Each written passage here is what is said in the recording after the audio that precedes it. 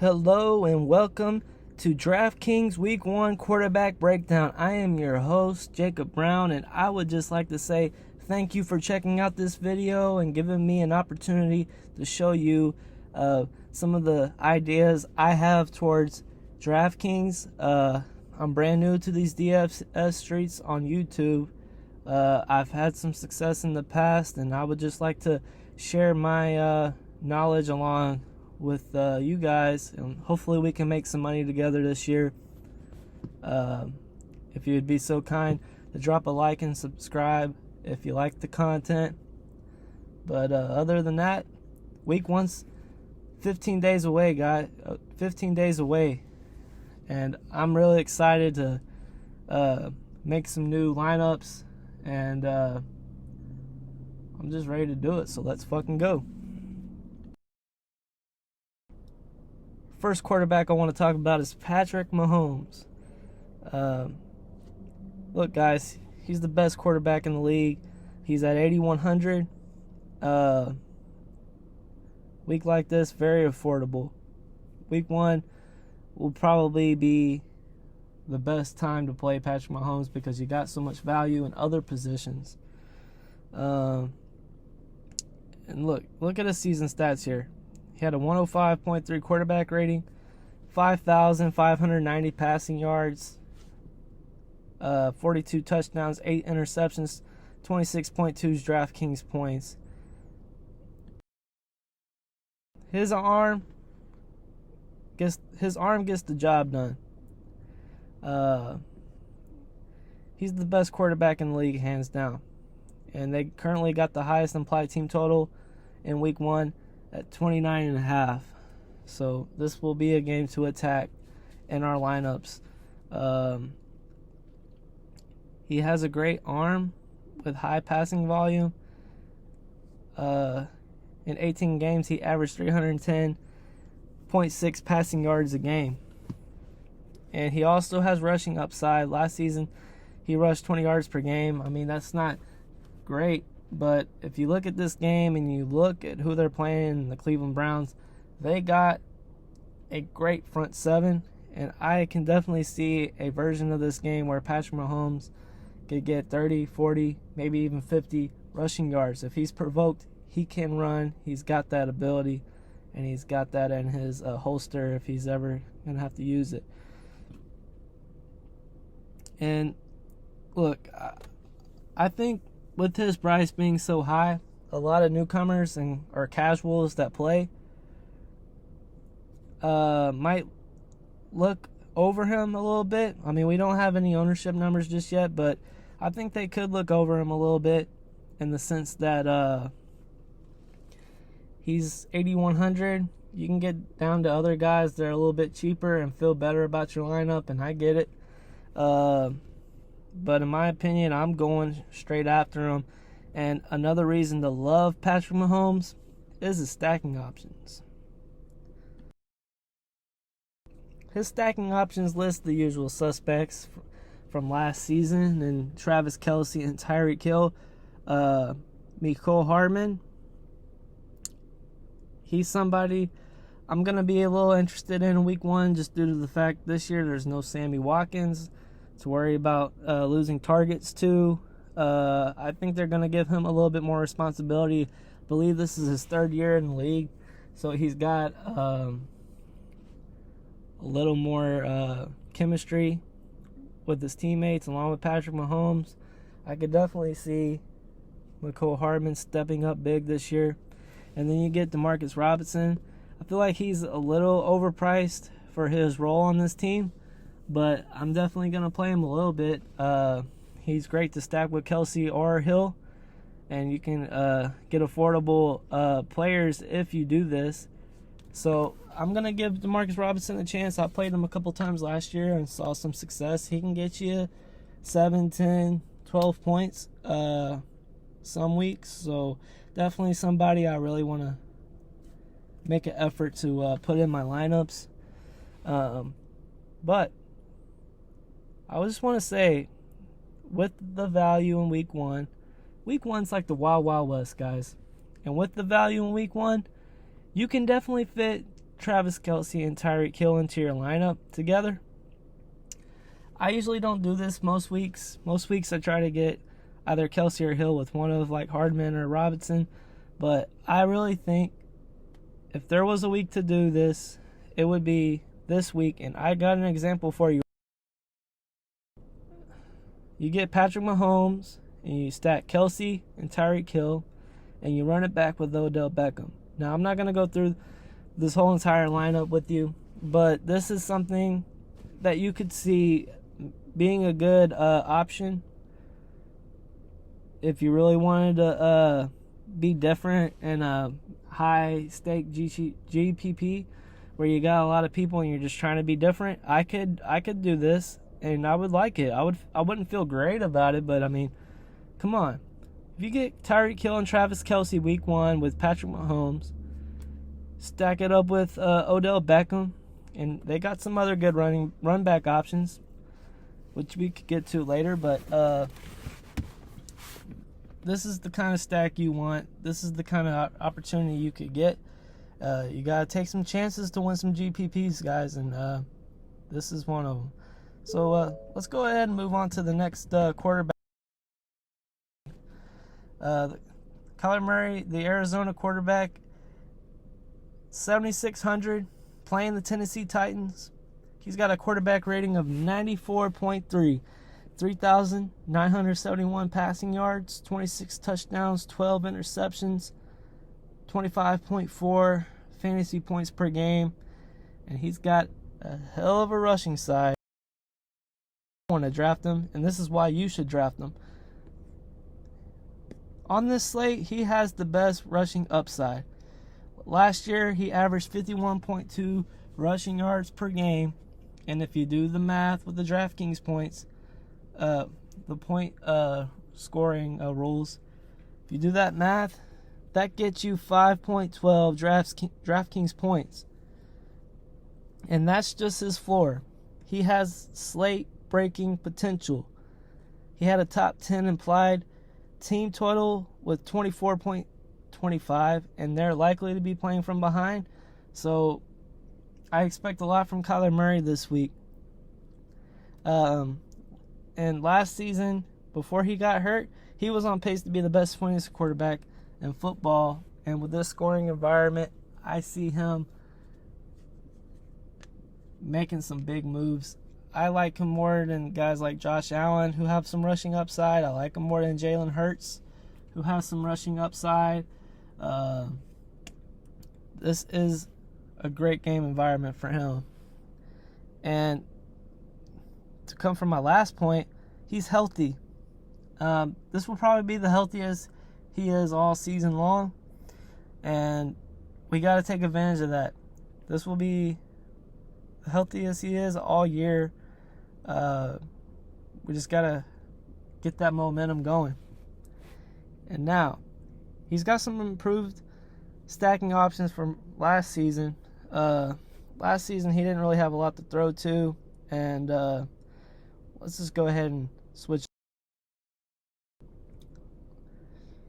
We know what DeAndre Hopkins is capable of. He's one of the best receivers in football, and you better believe if we're playing Kyler Murray, we're playing DeAndre Hopkins. But they recently acquired A.J. Green. Look, A.J. Green was a great wide receiver maybe like 5 years ago, but injuries and just some age have taken him down a peg. But I'm not rendering away from that. I think he's a great stacking option for Kyler Murray, especially if you're doing a double stack with DeAndre Hopkins and A.J. Green. That's going to be a popular lineup. I really like A.J. Green this week, and I'm willing to take some stabs at it with him in the lineup. Then you move on to the rookie Rondale Moore. He's looked great in the preseason, and I'm excited to play him. Great stacking option for Kyler Murray. I think he could even potentially be more popular than A.J. Green at this price point. He's the cheapest a receiver can get, and I really think he can end up being one of the most popular cheap options on the slate. So stacking DeAndre Hopkins with A.J. Green, Rondale Moore, Very, very viable. And then you get down to Christian Kirk. I don't know what to say about Christian Kirk. I've had my ups and downs with him over the years. Some weeks he's really good, some weeks he's really bad. But one thing I will say, with these two new additions, it could open up a lot for him. I haven't heard a lot of great things from camp about him, but if I were to say that AJ Green and Rondale Moore outsnap him, I wouldn't be surprised. But like I said, these two guys could create more opportunities for Christian Kirk. And the last thing I'll say about these guys is I would caution how much you stack these guys without DeAndre Hopkins. If you do this, you need to stack DeAndre Hopkins with one of these three players, or just play DeAndre Hopkins by himself. But I wouldn't do like AJ Green and Rondale Moore with Kyler Murray. I wouldn't do Christian Kirk and Rondale Moore, or Christian Kirk and AJ Green. But if you're going to do this, just keep in mind, you will be a little disappointed. You really got to have DeAndre Hopkins with one of these three if you want to be viable, and that's what I'm going to do with those stacking options, and I've got an example. First look Cardinals lineup shows you that you got Kyler Murray, DeAndre Hopkins, and Rondale Moore. And then you run it back with A.J. Brown. This is something I guarantee you, this is a lineup I can guarantee you'll see in some GPPs. Very viable lineup. Something you will want to use. Maybe not these exact other players, but you will see Kyler Murray, DeAndre Hopkins, Rondale Moore, A.J. Brown run back. Something very viable and something very interesting to keep an eye on in the coming weeks. Now, let's go ahead and move on. The former MVP, Aaron Rodgers. This Green Bay Packers quarterback is priced at $6,800. Only $6,800, and he was the MVP last year. Who would have thought he would be this cheap coming into the season? It's just so interesting. Like a month ago, we all were wondering if he was even going to play or not. And now we get an opportunity to roster him, and we're really excited about this game between him and the New Orleans Saints for many reasons. But let's just look back at his MVP year for a second here. He had a quarterback rating of 119.2. This guy didn't have a lot of incompletions last year. He was very accurate. He had 4,941 passing yards, a whopping 53 touchdowns, and 6 interceptions. That's just amazing. Only 6 interceptions. This guy is accurate. He gets right to the point. That's why he was the MVP last year, and he averaged a big old 25.5 Draftkings points last season. If those reasons weren't enough to want you to draft Aaron Rodgers, let's just go over it again. He was last year's MVP. And I don't see him missing any steps. I know he hasn't played in the preseason, but that doesn't really matter when you're Aaron Rodgers. You got to rapport with your team. You got to rapport with your pass catchers. He's going to be on top. Trust me. He's the most accurate quarterback in football. Look, guys, this guy doesn't throw incompletions. He makes the right choices. He makes the right decisions on the field, and he's going to get his guys involved. They got the 6th highest implied team total as of right now. They got an afternoon game, so he could be a little overlooked. I noticed, like, in most week ones that I've been in, and I've been playing DFS since 2016,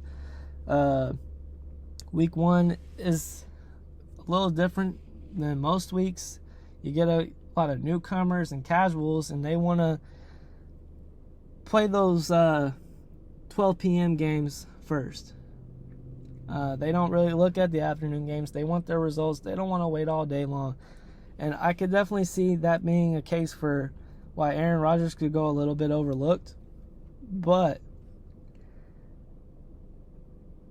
I'm not overlooking him, and he's got some great stacking options. Let's look at these stacking options. Let's just look at these stacking options for a second. Davante Adams, 8,300. Look, he's great. Best wide receiver last year. Now, we know he might have a little bit of turnover just due to the fact that he probably can't replicate it another year like this, but keep in mind this is a contract year for him, and he's going to go out there and he's going to ball out. And I want every little bit I can get of him in week 1. Then you get to Aaron Jones at 6,800. He just got signed to a contract. And I really think he's going to come out and he's going to push through. He's going to motivate and be a part of this offense in a huge way.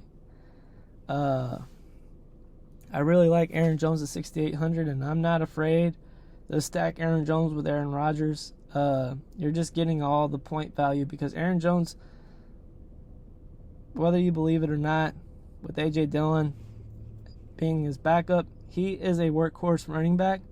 He's a 3-down back, and he's going to get work, especially early in the season. He hasn't played in the preseason, so he'll have fresh legs. So you're getting all the points if you stack Aaron Rodgers and Aaron Jones. You're getting the rushing upside. You're getting the passing upside. You stick them in with one of these pass catchers here, and you got yourself a pretty damn good stack. So that's why I like him. Robert Tonyan, great breakout player last year.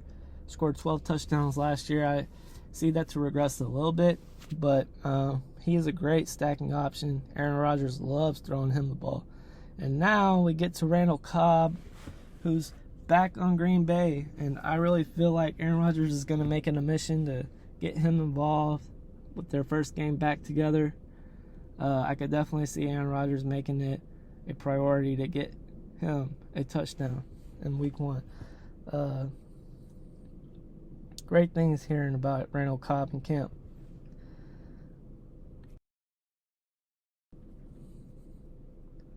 Now we're moving on to our first look, Packers lineup. This is a very possible lineup in week 1. Definitely a tournament lineup, but I love this lineup with Aaron Rodgers, Davante Adams, and Aaron Jones stacked together with your run back option being Adam Trautman.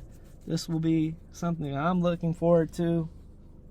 I really like this lineup, and I don't see me changing it too much unless we just get some big news breaking with it being 2 weeks away. I could definitely see me playing this lineup. I love it.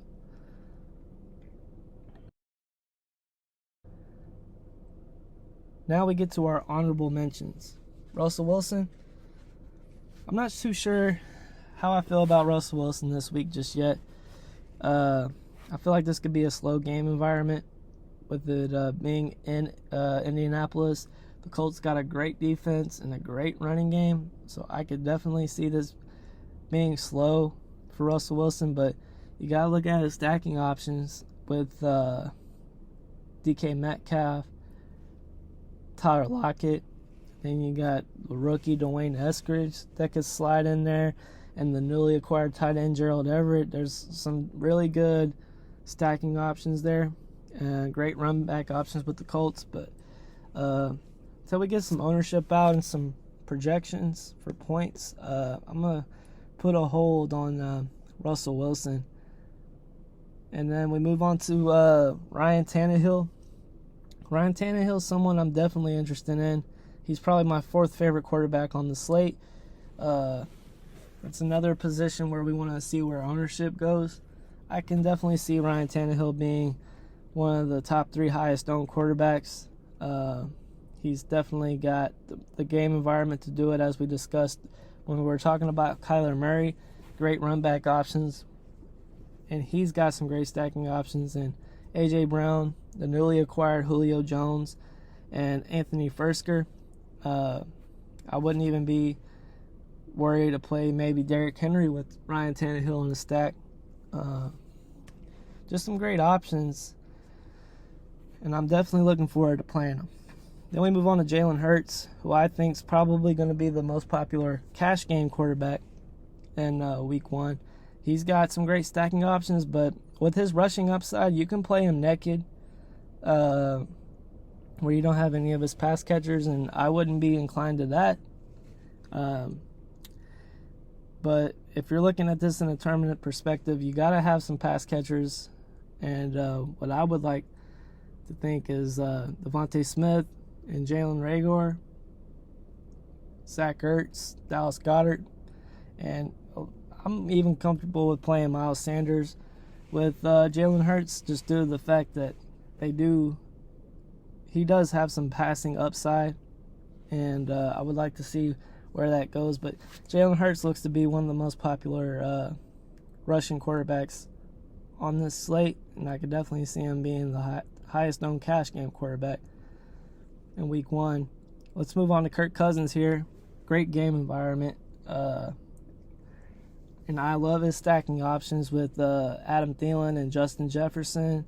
Irv Smith's looking to break out in his first year as the starting tight end. No Kyle Rudolph to take away snaps or targets. So they also got some great run back options in Joe Mixon. And then you get the pass catchers like T. Higgins, Tyler Boyd, and the rookie Jamar Chase. This could potentially be a big shootout game, and I'd love to see this, and I can't wait to watch this game. Let's go ahead and move on to Trevor Lawrence in Jacksonville. If there was any week to want to start a rookie quarterback against a certain defense, I think this is the week. The Houston Texans, they got the biggest turnover of a roster in any team in the National Football League this offseason. We're hearing nothing but terrible things coming out of Houston. And this is an opportunity for Trevor Lawrence to succeed. And I really love his pass-catching options. And DJ Chark, Laviska Shenault, Marvin Jones. This is going to be a great game environment for Trevor Lawrence. And I wouldn't be surprised if this guy ends up being a top 5 scoring quarterback this week. Let's move on to Matt Ryan. As we set up with Jalen Hurts, this is a great game environment. Matt Ryan, he's a guy that can get you that 300-yard bonus any given Sunday. I mean, this guy can throw the ball 30, 40, 50 times a game, get you 300-plus yards a game, and he's got the stacking options to do it with Calvin Ridley, Kyle Pitts, Russell Gage, just to name a few. And the run back options, as we said, Devontae Smith, Jalen Reagor, Dallas Goedert, Zach Ertz. Great run back options. Miles Sanders. So I really feel like if it isn't the Arizona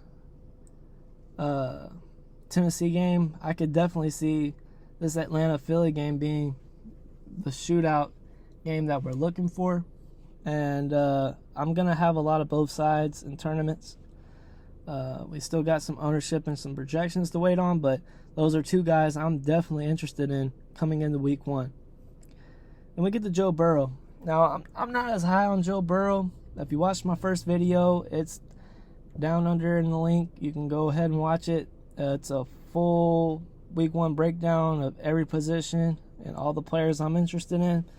But I'm just not that sold on Joe Burrow. I love his pass catchers, but I'm just not that sold on Joe Burrow. I like the game environment, but I could also see a version where Minnesota just blows out Cincinnati. And I'm going to hold my pause on Joe Burrow and just wait and see what the ownership tells us coming into week 1. But I love his passing options. T. Higgins, Tyler Boyd, Jamar Chase. I like those 3 receivers in that order. You can even stack them with maybe Joe Mixon a little bit. I really think this team's going to get a good shot at playing in Minnesota. So we'll be definitely interested in watching that game unfold. Now let's go ahead and move on to Jameis Winston and Taysom Hill. Now, we just saw the preseason game with Jameis and Taysom on Monday. I think this is Jameis Winston's job to lose. Sean Payton hasn't came out and gave the job to Jameis yet, but I really do think this is Jameis Winston's job, which makes me a lot more excited to play his pass-catching options. And it makes me feel better about playing this game on both sides. The Saints are playing the Packers. I like the Packers options, and if you want to play Packers, you gotta have some run back options for New Orleans, and vice versa. So I love the passing options more if Jameis Winston's starting. And we'll just start off by saying Alvin Kamara, with Jameis Winston playing, gets a huge uptick. And then you get Marquez Callaway. He'll get a huge uptick after his huge monster preseason performance. He had 2 touchdowns in that game against Jacksonville, and he looks pretty damn good right now. And then you get to Traquan Smith, who we're not sure if he'll be ready to play in week 1. And then the tight end that everybody's been talking about all draft season, Adam Trautman. I'm definitely going to look forward to getting to some of him as well. Then we get to Sam Darnold. Sam Darnold, he's got the best running back option than Christian McCaffrey he's ever had. He's got the best receiving core he's ever had in Robbie Anderson, DJ Moore, Terrace Marshall, and then you got a decent tight end in Dan Arnold. I'm definitely looking forward to playing Sam Darnold against these Jets, which we get down to the rookie quarterbacks. And I like Zach Wilson. I'm going to play Zach Wilson. He's got some great stacking options, and Corey Davis, Elijah Moore, Jamison Crowder, Keelan Cole. I'm definitely going to get some mixtures of those guys in. I really like this game environment between Sam Darnold and Zach Wilson, Carolina versus the New York Jets. I will definitely have both sides of that game. Now, we get to Trey Lance and Mac Jones. And I put these rookie QB question marks there for a reason. Trey Lance versus Mac Jones looks to be a huge conversation right now, because if one of these two guys get a starting job, that Jalen Hurts thing I was talking about earlier about him being the highest owned cash game quarterback, that just goes away. If you get Trey Lance or Mac Jones to start week 1, you better believe one of them will be a cash game lock. If one of them gets a start, just take that Jalen Hurts thing away and put one of these guys in. But if Trey Lance gets the start, it's for sure a game changer. And I just can't wait to find out. As of right now, it looks like Jimmy Garoppolo is going to be the starter, but we still got a lot of questions about Cam Newton versus Mac Jones. And that wraps it up, guys. There's my thoughts on the quarterbacks. If you have any questions, or if you felt like I left somebody out, put a reply in the comments. I'll get back to you. And it's just exciting to talk about football again, guys. And I hope you enjoyed this video. If you have any comments, go ahead and drop them in the comments section. And if you liked this video, go ahead and like and subscribe. And we'll see you next time on the Jacob Brown Show for DFS. Thank you.